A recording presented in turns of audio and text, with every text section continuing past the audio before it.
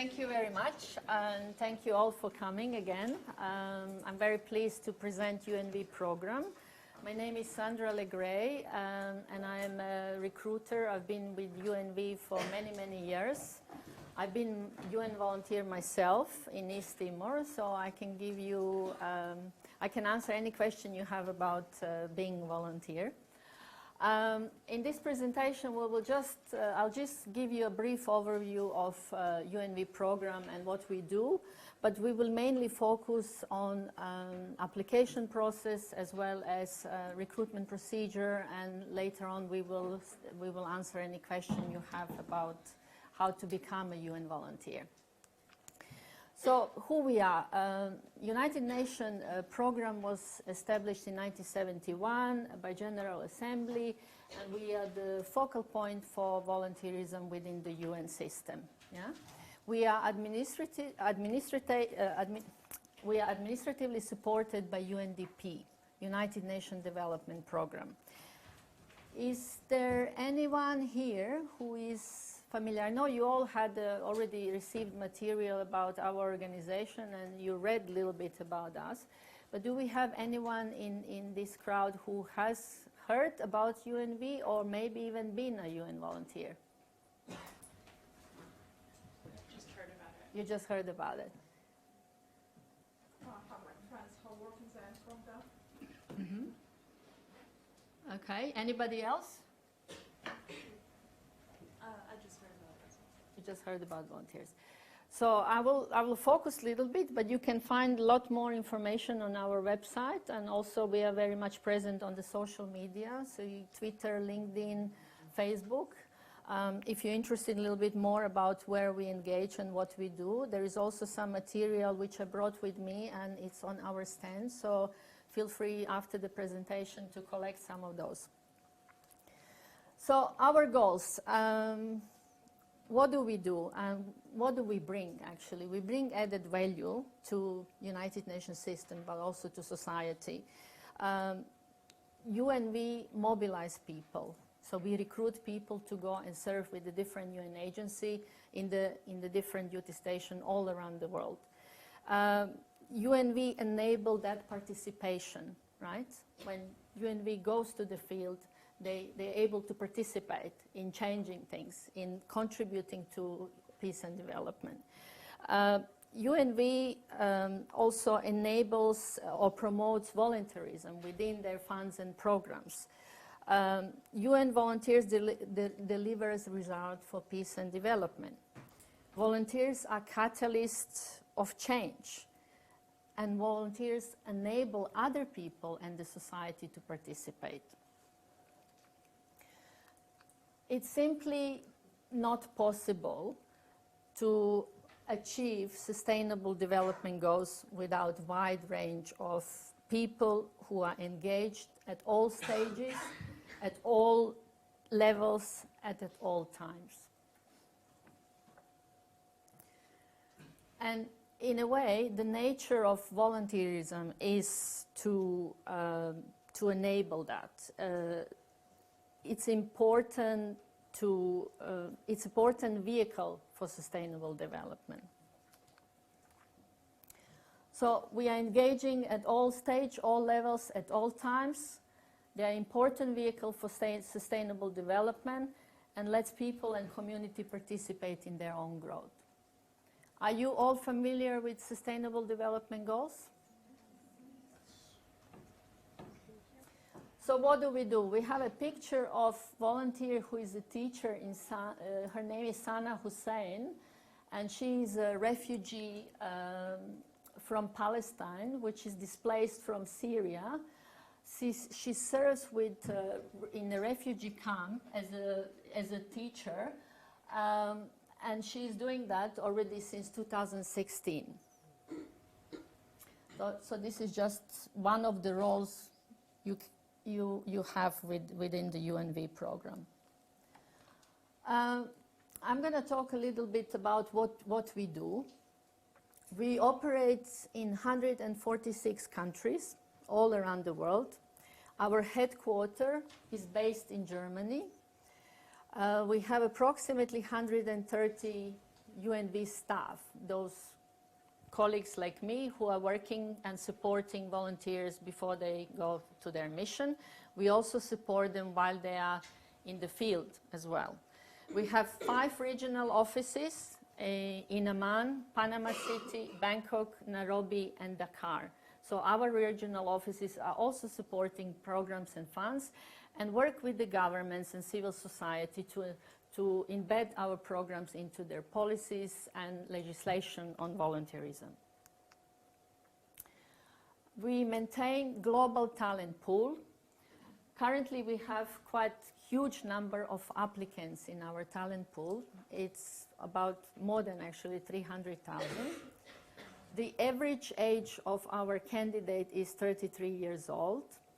We have some senior people, some more than 4,000 of them are plus 60 years old, and they have more than 15 years of experience. We have candidates who are from 192 nationalities and with average experience of 8.25 years. We have lots of young people like you. We have more than 100,000 young people registered. We try to maintain gender balance. We have about 41% currently female and 59% of males. I'm actually very proud to report that 1 month ago we reached in our selection 50-50 gender balance. So it's one of the UN agencies which actually reached that balance. We also have candidates who declare disability. We have about 2,000, more than 2,000 disability people in our database. You are free to declare. I mean, you don't need to declare it if you don't want, but we try to be as inclusive as possible and give opportunity to everybody. Our volunteers are, or our candidates are from, distributed by the regions. 15% of them are from Americas, 51% from Africa, which is majority, 1% from Oceania, Asia 20%, and 13% from Europe. So what do we do? Exactly, we have volunteers. These are the figures from 2018. More or less, they are the same at this time, but we will know exactly at the end of the year a little bit exact figure. So in 2018, we have more than 7,000 serving volunteers.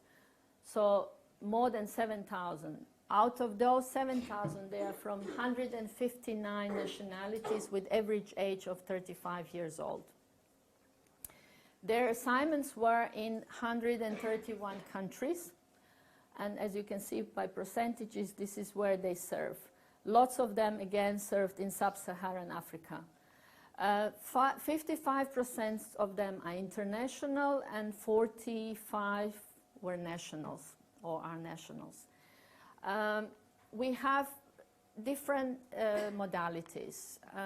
We have international volunteers. Those are the volunteers who actually serve abroad from their own country. They go and serve on site in abroad. And we have nationals who serve in their own countries. So these are the percentages which of those. In terms of gender, that's the old record. So I just said a month ago we achieved 50-50. At the time it was 48 female, 52 male, which was also very close. What do we do and with whom we work? We are, as I mentioned earlier, we are the focal point for volunteerism within the UN system. And we work with almost all UN agencies. Our main partners is obviously UNDP, as we are administrated by UNDP. We have lots of volunteers serving with UNDP. UNHCR is our second partner. UNMISS is peacekeeping mission. Are you familiar with the peacekeeping missions? Yeah. So UNMISS is peacekeeping mission in South Sudan, where we have quite a large number of volunteers. MONUSCO is another peacekeeping mission in Congo, where we heard quite a lot as well. UNICEF. UNICEF is another UN agency. We have 420 volunteers supporting UNICEF mandate. UNFPA, MINUSCA is Central Africa Peacekeeping Mission, UN Women. So you can see we are represented all across, and we have quite a huge number of volunteers serving within those agencies. Some top 10 countries of assignments, it's obvious where those needs are. Suez, South Sudan, Congo, Democratic Republic in Congo, as well as Central Africa, where we have peacekeeping missions, Mali, Sudan, Colombia, Kenya, Pakistan, Lebanon, and Liberia, just some bigger numbers. What are we looking for, and what are our volunteers doing? They are involved in wide range of assistance within those funds and programs. So how does it work? Usually the UN agencies submit their needs to us, and then we look for, or we match the profiles according to those needs. And I'll talk a little bit later how do we match those needs, which is quite important for you when you decide to join the UNV program. But the main or most in-demand profiles are those related to program and project management. So everybody from program officer, monitoring evaluation specialist, to environment, gender, youth specialist, public information officer. Almost all agencies have needs for public information officer, for people with experience in communication, report specialist. I was talking today to somebody at the desk who said has quite a number of years of experience in reporting and having a background in journalism. And I said, you are the perfect candidate for UNV. People from the health sector, we need quite often medical doctors, especially in the peacekeeping mission. Specialized doctors like surgeons, public health, people who have public health and also clinical experience, nurses, midwives. We had a large program in Sudan last year with the UNFPA where we recruited about 15 midwives. Technology engineering as well, from the engineer, civil mechanical engineer, to water and sanitation, information technology, movement control, and air operation, again, specifically in the peacekeeping operations. We also recruit some volunteers with administrative background, like procurement, logistics, legal and related legal, like human rights, child protection, refugee protection, specifically with UNHCR. We have quite a number of volunteers who are serving with UNHCR as protection officers, repatriation officers, refugee status determination officer, and so on. And of course, people with a political science background, like some of you here are. Political affairs, civil affairs, as well electoral affairs. UNV is very often involved in election. So we send people to do electoral advisory assignments. So they're looking for people who have political science background, but also some experience. So if you had already participated in the election, in your local election maybe, or through different organizations, you are a good profile for these assignments. So how does this identification process work? I mentioned earlier we worked with all these UN agencies, and they are demands for us. They are the ones who come up with all these profiles. They are the ones who say we need legal officer. Then we have supply, which is our talent pool, which I also talked about briefly and how big it is. And what else we do is we do our outreach activities to attract and to more diversify our talent. So I was mentioning earlier disability, people with disability, gender. And one of the reasons why we were able to actually improve on gender is also that we open our outreach activities we try to outreach through social media. So we were able to actually improve in the gender situation like this. And those special calls, I don't know if you looked at the website, you could have seen now that we have some calls or opportunities posted on our website. We are more and more posting those because we saw that lots of people are actually interested, but they don't know how to register. And you can now. I'm pleased to report that as of 2 weeks ago, we have much improved application. So it doesn't look anymore like this, but you will see it yourself. It's very easy to search, very easy to find the opportunity, as well very easy to apply.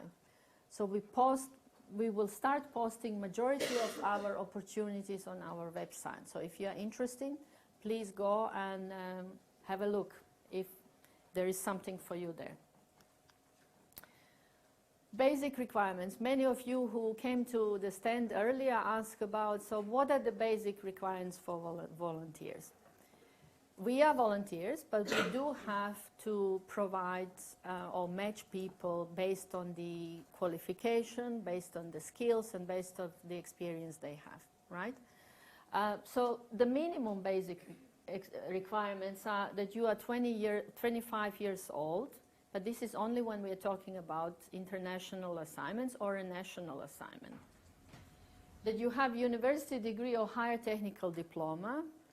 Sometimes we have assignments where we don't need necessarily university degree, like, for example, vehicle mechanic, but majority of assignments required university degree, bachelor degree.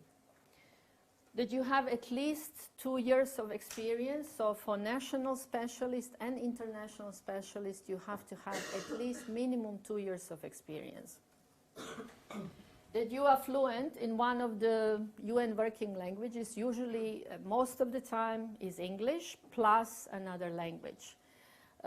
French and Spanish are the most common one because we have volunteers in those countries where the language is spoken. And for some assignments, those languages are mandatory.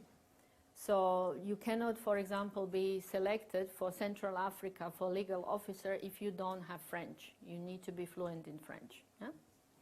So when you apply, think about that. Do I have the language required? So this is very important because you will not be looked if you don't have a language. The system will automatically reject you from the application. That you are able to work in multicultural environment. If you participated in the panel, we talked a little bit about that,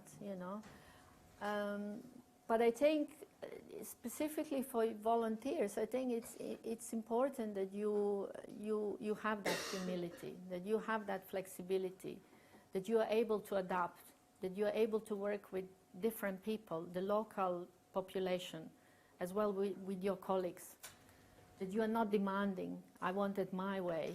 You need to be flexible, you need to adapt, and you learn like this. And the more you do it, the more you learn, and the more open you are. Talking about difficult condition, we also mentioned that a little bit in the panel. Yes, you might need to, sleep in tents. You might need to shower with a bottle of water. I did that for a while, and it's not so bad. You have to be ready. You have to be ready and prepared to not have all the luxury you have at home because you might not have it. That you have also strong interpersonal and organizational skill, of course, to be able to work in that environment. In most of assignments, they are looking for people who already have previous experience in developing country, but not all of them. That you are motivated, that you want to support the team professionally, that you are dedicated, client-orientated, and you also demonstrate the value of UN.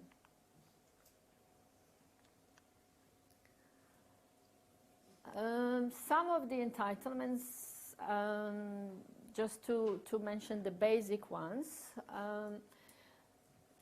obviously we are responsible for your travel and for your recruitment, and we pay your pre-departure and shipment allowance. So we pay your ticket, and before you travel you get certain amount of money which helps you with the pre-departure expenses, like if you need to do the medical, we will provide that for you. Also, if you would like to ship some of your belongings before you go there, you can do that as well. There is certain amount allocated for that purpose. We pay you what is called settling in grant, which is a lump sum payment which is received upon your arrival in the country. So when you arrive, you need to obviously find the accommodation, and maybe you need to pay the rent in advance. So this money basically serves that purpose, for you to facilitate your settling in the country.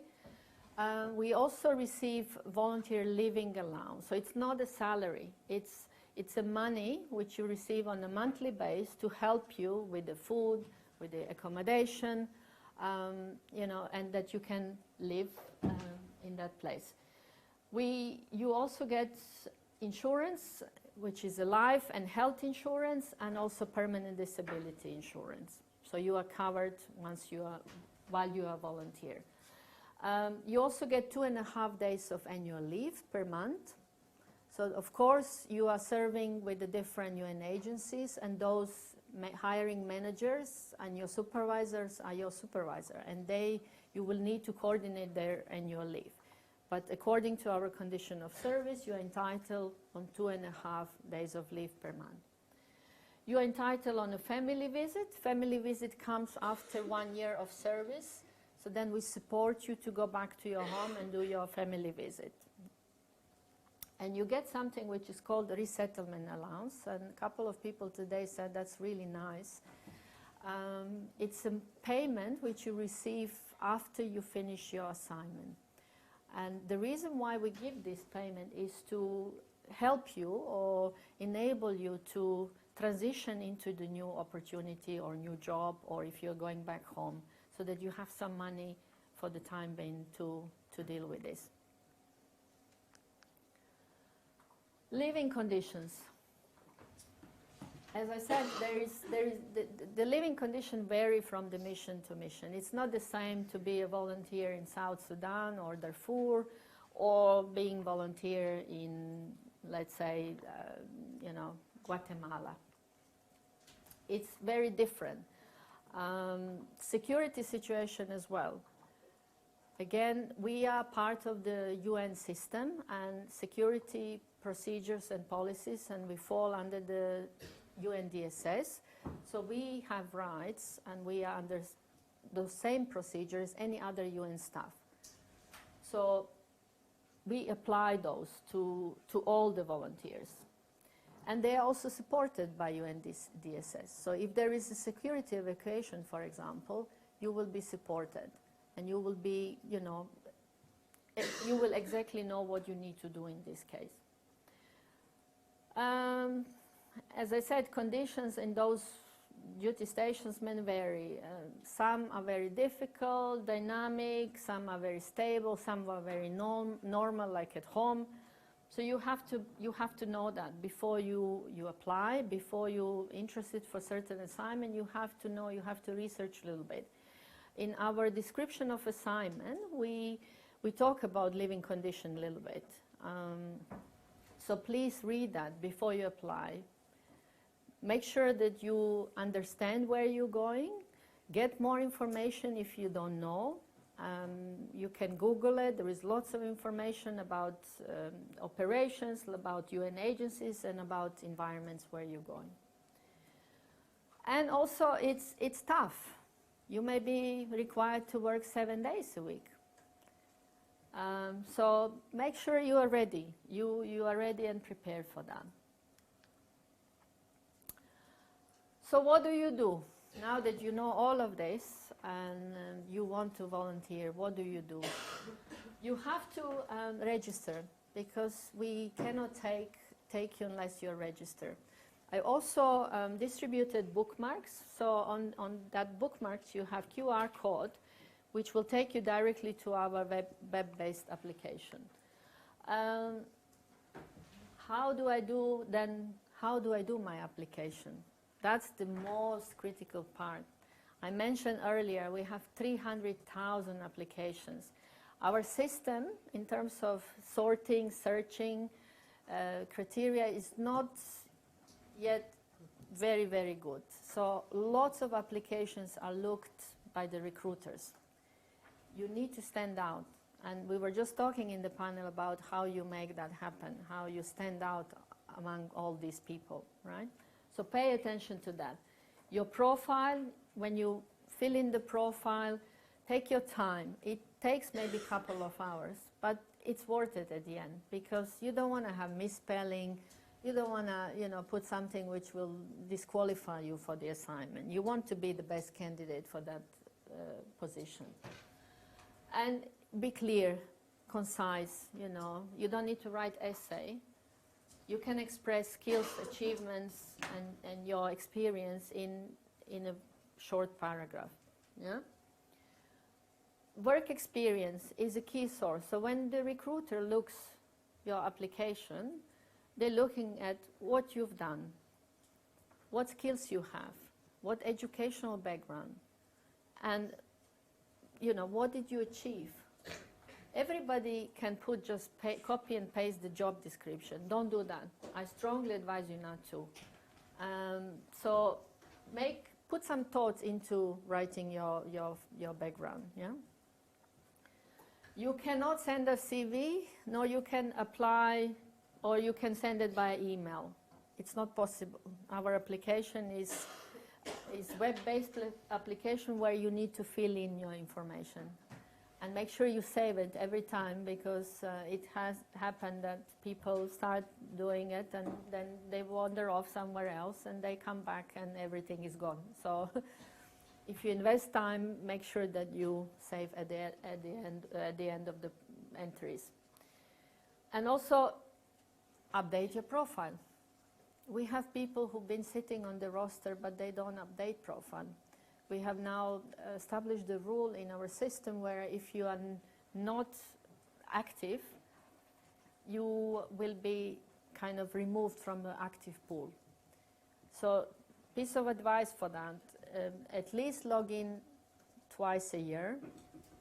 If you have changed the jobs, or if you have gained some educational background, please enter that. It's important that you update that regularly. And yes, if you are not interested, then deactivate your profile. You can yourself, you are in control. You can activate, or when you wish to serve as a volunteer, or you can deactivate and come back later on when you're ready. Yeah? So that's the possibility. It doesn't mean if you deactivate your profiles, you will never ever be able to join volunteers again. So, yeah. Okay, so I heard today that we have somebody in the room who has been doing a little bit of online volunteering. So I would like Bila to tell us about her experience. Yeah. Do you want me to continue? If you wish, as you feel comfortable.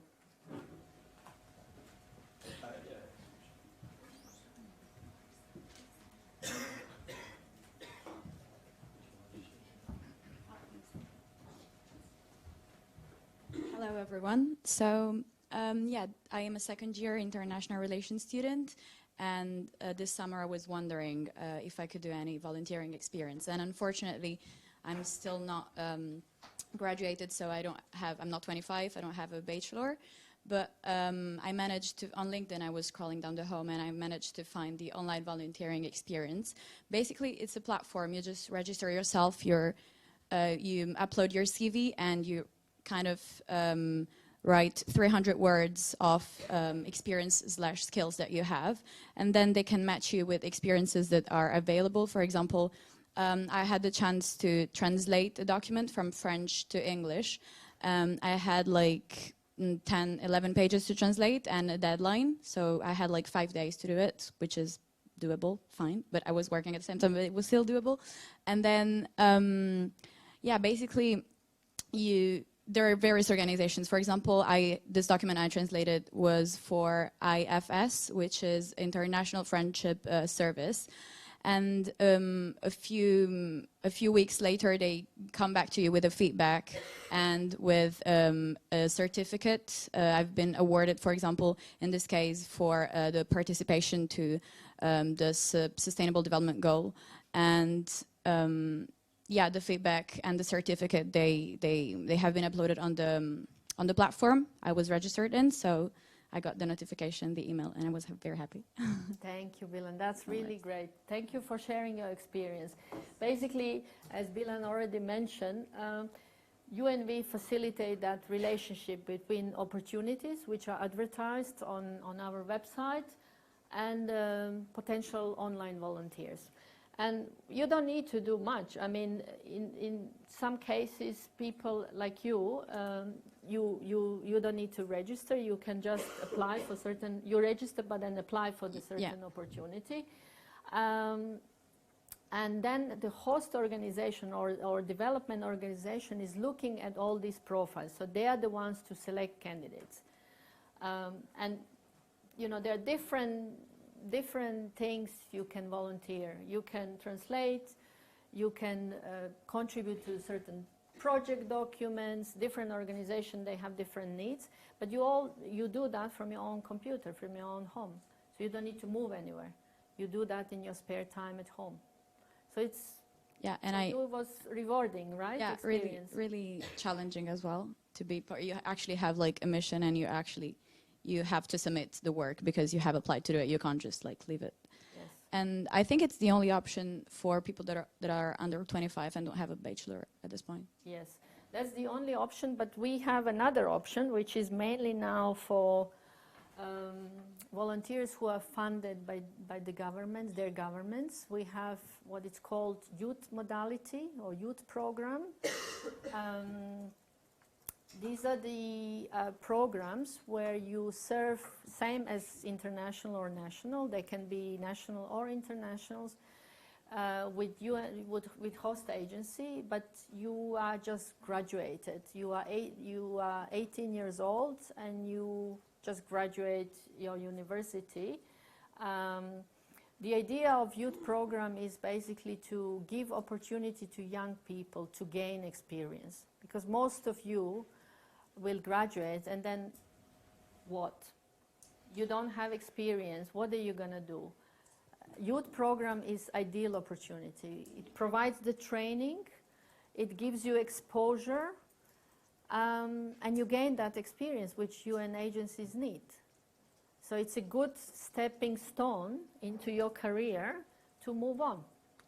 So just a question, you have to be 18 and you have to be graduated? You have to graduate and you have to be 18, yes, to be on site. In general, you cannot do parallel study because you are moving, you are going to the field. So, okay, thank you, Bilan. Thank you very much.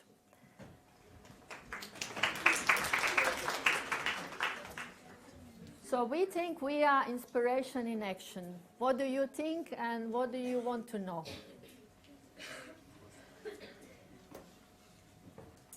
What is the average length of international assignments? Okay. The international assignments vary, really. I would say the average would be 1 year. But we do have a short-term assignments depending on the agency's needs. Sometimes they require people for 6 months, sometimes 1 year, but most of them are about 1 year. How long is the application process? If we graduate, my program in September, when could we start applying? You can start applying already. I mean, it doesn't prevent you to apply. The usual application process also varies based on if your profile is in demand, what is currently quite, frequent, what are the profiles which are frequent, varies on how you do your application, if you don't do it right and if you don't have those keywords which they're looking for, you might not be shortlisted. So it's really, really important that you look at the job which you're applying or the assignment, that you look at the requirements, the qualification needed, and that you match that, or that you write down what is your experience which is relevant to that. Don't just apply for anything. We have cases, lots of people, just clicks, He's a human rights officer, he's a legal advisor, but he's also a vehicle mechanic and medical doctor, Don't apply for everything. Make sure first that, because when the recruiter sees that you're applying for hundreds of vacancies and where you don't even match, they don't think you're serious, they think you are joking. So that's really, really a key. And not only for UN volunteers, I think for all the host agency. Thank you for being here first. I have two questions. One, the 25-year age requirement is for those people who want to work on site. Is that the case? And second, those people who have a bachelor's degree and are 18 years plus and currently enrolled in a master's program, what are the opportunities available for them? So you're asking if you have 25 years and currently... To be on site, 25 years the minimum age. Yeah. Yes, that was the question. Yes. But if not, then if someone's not 25 but they are above 18 and have graduated, then what are the opportunities available? It's youth program. It's youth program, which is also, you also physically have to move. You're going to the field, but you don't necessarily have to have experience. You are as long as you are 18 and you have your first degree, because we don't, not all of the UN youth assignments requires master degree. So even if you have a bachelor degree, you can still be selected. So for the youth program, if you don't need experience, what's going to make you stand out? What I would say, these soft skills, the motivation we talked in the panel, where it really matters how you present yourself. So be honest. Don't make up the things, because that usually doesn't work. If you're invited for interview, they will figure out if you say something which is not correct. So try to be, I'm sure all of you did some goods. You maybe even volunteer in the community. You did other work, even if it's just, I don't know, supporting kids, or put that information in. It's really important. It's really, really important. And lots of employers, including UN agencies, are looking into it. They are looking into your volunteering experience. So it's a great benefit for you for your future career. Just a general question on automatics. So I know that on the first round, our application would go through a screening process. Could you elaborate more on how they work? Do they just search for keywords, and what an application that doesn't have those words would be? Okay, so I keep stressing the keywords. I keep stressing that you look at the description of assignment or terms of reference and when the recruiter look for we have basic search, yeah? We search based on basic, which I listed there, right? So if it's an international assignment, we put the criteria minimum 25 years. So if you don't have 25 yet, you will be excluded from that short list, right? And we build something which is called long list. So we get 100 maybe candidates for one assignment. And then we look at we search further into different criteria, like education background, like your work experience, like your profession, what you've been doing. So all this is important. But the keywords are the ones which then look into within the work experience. So if we, for example, I just give you an example. If we are looking for, medical doctor is quite straightforward, yeah? You're a medical doctor, you slot yourself under the professional category of medical doctors, and then we're looking at the different, skills you need for that specific assignment, like life support training or whatever is required. So it's the same for everybody else. We would, if you're a legal officer, we would look for your legal experience, but then maybe there is a maybe there is a common law needed for this particular assignment. Maybe there is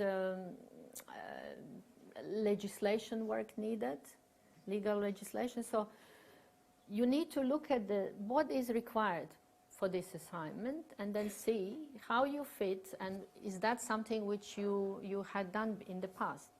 You know that most of the UN agencies, they are now doing behavioral interviews. They're doing so-called competency-based interviewing, meaning they want to predict your future behavior based on your past experience, right? So look at it from that perspective. Make your profile in the same way. What are my achievements? Quantify your achievements. It's not the same working within the one project and dealing with 5 or 10 projects, you know. So it brings value, added value. So quantify it. How many people you deal with, how many reports you've done, you know, it's important. Anybody else?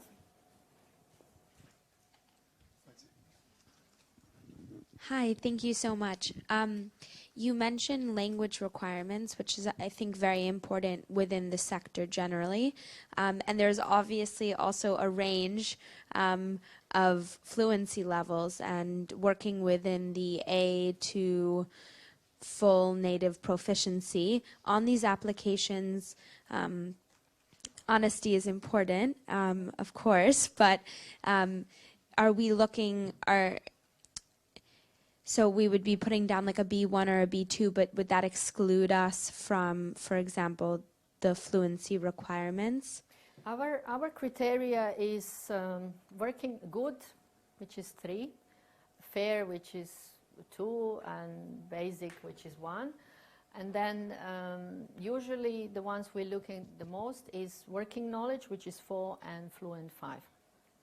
So if you have a work knowledge on, for example, for this assignment you need English predominantly, but you also need to have a working knowledge of French. What does it mean, working knowledge? It means that you can understand, not necessarily draft or proofread the reports in French, but that you can maintain the basic communication in French. So if somebody tells you something, and that's especially important when you go to countries where the majority of population is francophone, because they don't speak English. So if you have to liaise with them, or if you have to work with the communities, you will not be able to do your work. On the UN side, you will work in English, and you will, you know, communicate with people within the UN in English.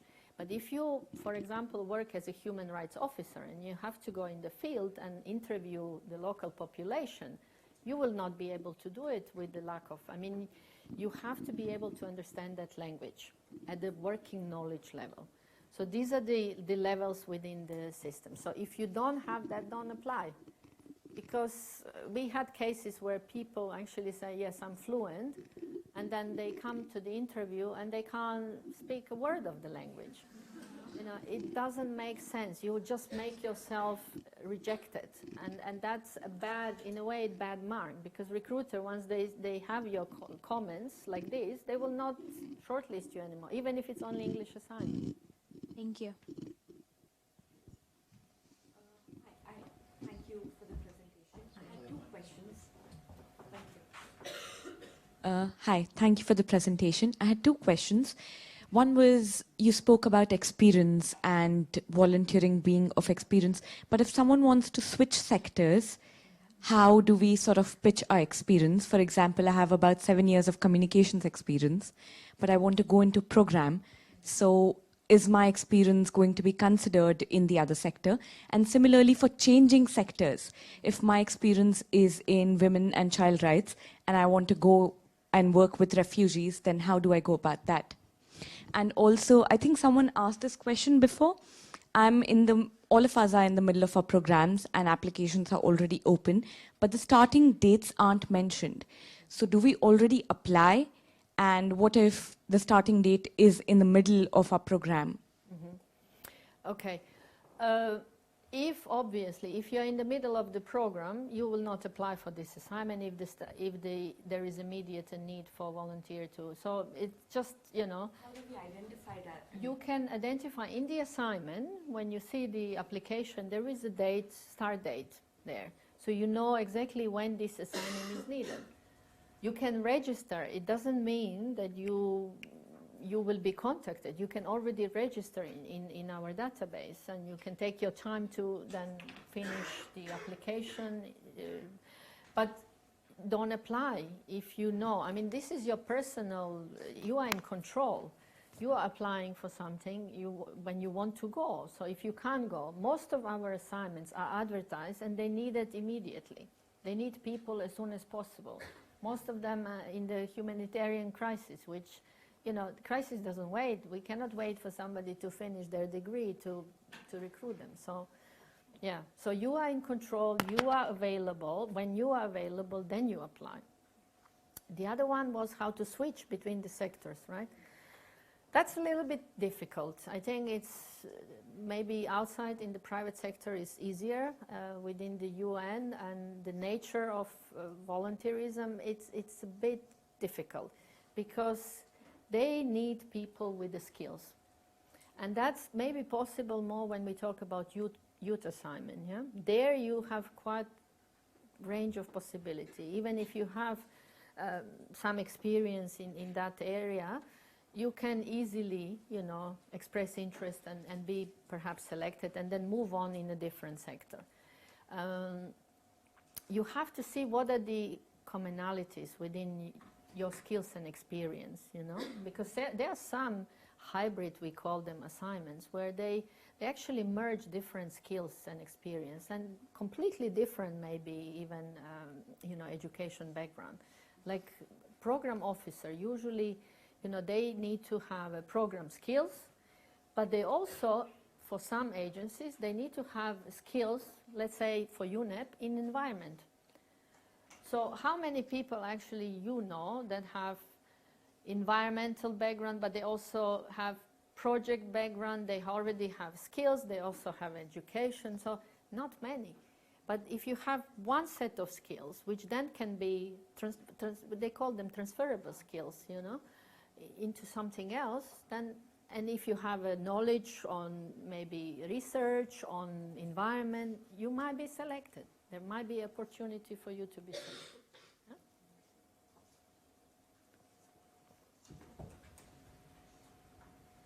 Hi, I want to ask you about something about the national volunteers, because you only said that the minimum requirement is to be at least 25 years old, but as I read on the UNV website, 22. Yeah, it is 22 and with no work experience required, right?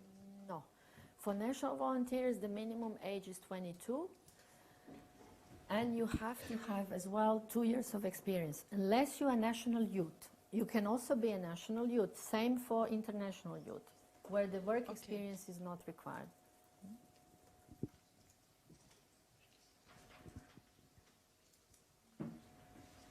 Anyone else? We have 3 people, more people. Do we have still time? We do, right? We still go about 10 minutes. Okay.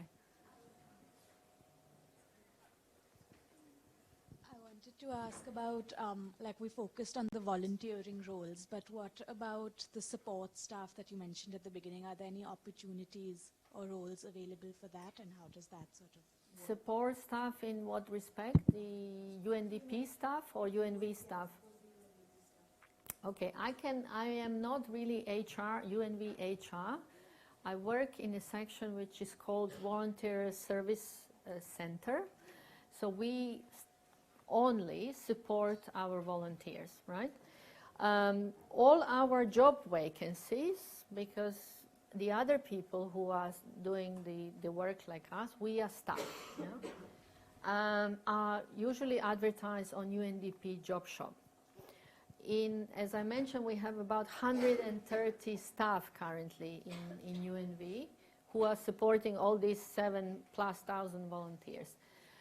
For those staff positions, again, UNDP job shops, I'm not familiar on how many vacancies we have. So you'll have to see it if there are any there, but they're very, very few. And we do not expect, in terms of expanding, we do not expect that to happen. But you can do internships, for example. You can do internships with UNV. And now the whole UN is aiming to actually start or recognizing that internship contribution much more, and there will be some benefits also in line with that internship. So watch out for that. And there was somebody else there, but also up there. Mm-hmm. Hi, I wanted to ask more about the benefits. So, for example, how easy or not would it be to do the one-year experience with the UN volunteers and then transition into a different sector or department or organization within the UN? Mm-hmm. Okay. So, benefits in the sense of how much we support you in terms of money. Average VLA is about $2,000 US. Depending on the country, depending on the situation and the condition in the country, we have a different scale for different country. Yeah? So this is your VLA. Remember, you also get supported in the settling in grant, which is double than what your VLA usually is. You get paid ticket, you get paid resettlement, so it's a quite nice, comfortable package. For young people like you, I think I started like this and I didn't complain. I really was able to live with that money. Yeah? I guess my question is more so from transitioning from UN volunteers to other organizations. So transitioning from volunteers, what do you get? What do you gain here? Yeah. You gain experience, which you don't have right now, right? So it's a good opportunity. You have much more chance. Once you're already in the field, you already know the mission. You already know the agency. You have advantage towards other people, right? So I think it's beneficial. I mean, my personal experience was it like this. I mean, I started as a UN volunteer, and I'm now working in UNV headquarters as staff. And many, many volunteers end up in their agencies later on. Somebody is calling it, lots of people is calling it stepping stone into UN system. I wouldn't say that. I think you gain by gaining experience. It's not really a stepping stone because there is no usually that you just switch from one to another. You still have to apply, you still have to, but what is actually beneficial is the experience you gain as a volunteer, because you will be doing the work exactly the same as other staff. We have in the missions, we have human rights officer who is exactly the same as a human rights officer volunteer. The only difference is the contract and motivation we have here. Yeah? You're welcome. Yeah, I was wondering, do you prioritize the nationals for like the assignments? So, for example, if there's nationals within a country that are applying to the same thing and there's enough of them to do it, do you prioritize them over the international applicants? So. Well, these are two separate things. Huh? National volunteers, they apply for national assignments, international for international, yeah? Because if you want to serve in your country, then you are considered national, yeah? And we do also work with those. We do identification of nationals. So then we prioritize between those people who applied for the national assignment, but they can be only nationals of that country, right?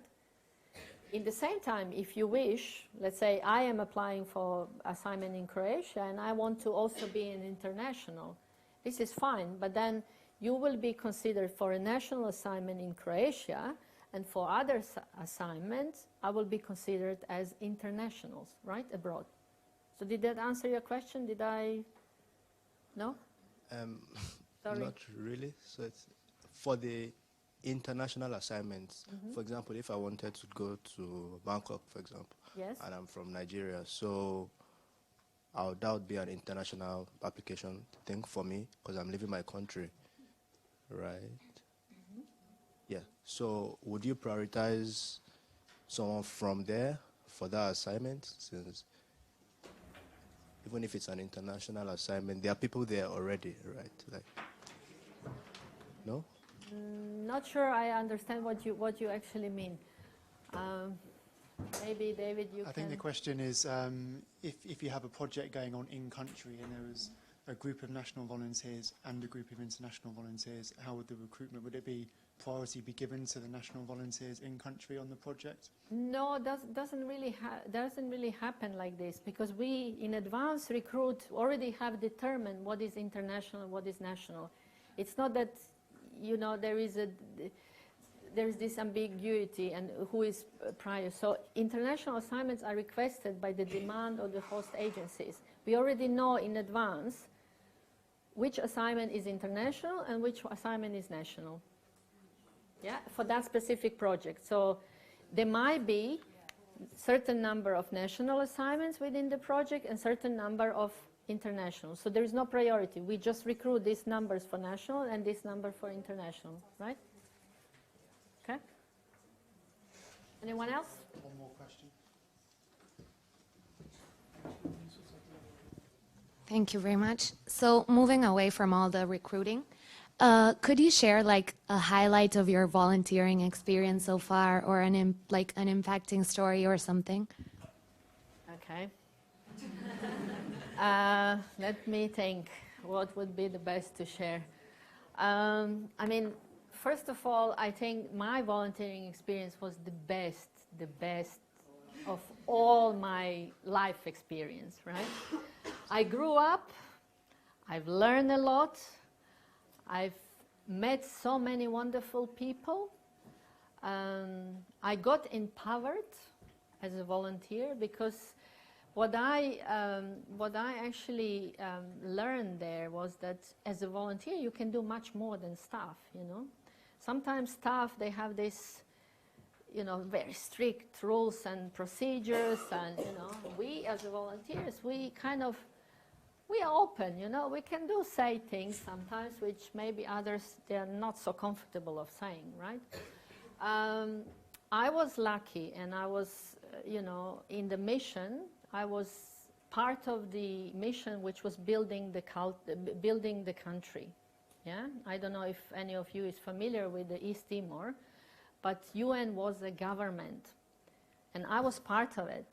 You know, we have volunteers who were signing, they were treasurers, they were signing the notes. We didn't have a national capacity to form parliament, so it took about almost 2 years for UN to run transitional government until the parliament was strengthened. And, you know, just, it's a history. It doesn't happen, it never happened again. For you to say, I was part of something, I was part of building the nation, building the country. So I think for me that's, you know, I don't know if I can say more about that experience, but you might have similar experiences. You know, we have other, you know, missions and funds and programs and agencies which are doing a great job, you know, which are helping children. I mean, you look at UNICEF. I mean, imagine you are going to help these kids. You are going to save lives, yeah, by working there. So I think it's you will never have that experience in developed countries. I mean, you might have some great opportunities, but never the same. Just a couple of quick points before we finish up. So thank you so much. Thank you. Firstly. Thank you.